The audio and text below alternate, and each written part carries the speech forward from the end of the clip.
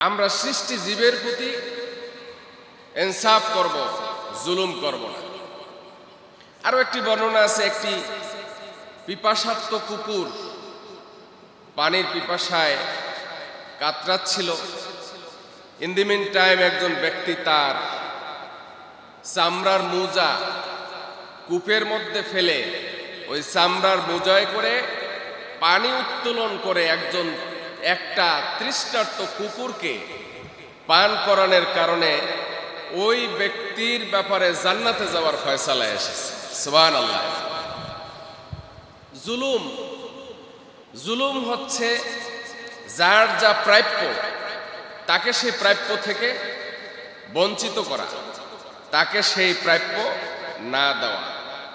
যার উপরে জুলুম করা হয় তাকে বলা হয় মজলুম।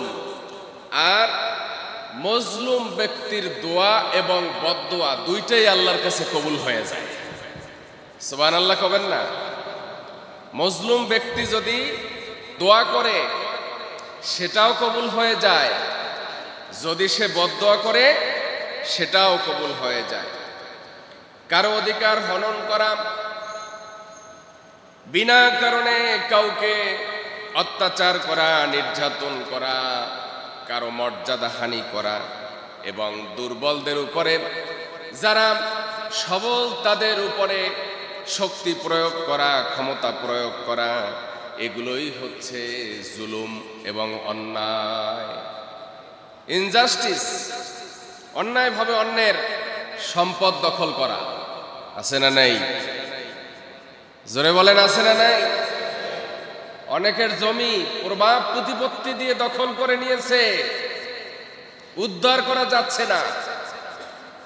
কাগজপত্র তার নামে থাকলেও ভোগ দখলে অন্যেরা আছে, প্রভাব খাটিয়ে। আছে না নাই আমাদের সমাজে? আমার বন্ধুগণ, বিনা কারণে কাউকে গালমন্দা করা, কাউকে যে কোনো ধরনের কষ্ট দেওয়া, এগুলো হলো জুলুম। এক কথায়, যেই বস্তু যেখানে রাখার উপযুক্ত না সেই বস্তু সেখানে রাখার নাম হলো জুলুম করা। আচ্ছা বলেন তো, আপনারা বিমান চলে কোথায়? কথা বলেন, বলতে কি আপনাদের লজ্জা হচ্ছে? বলেন, বিমান চলে কোথায়?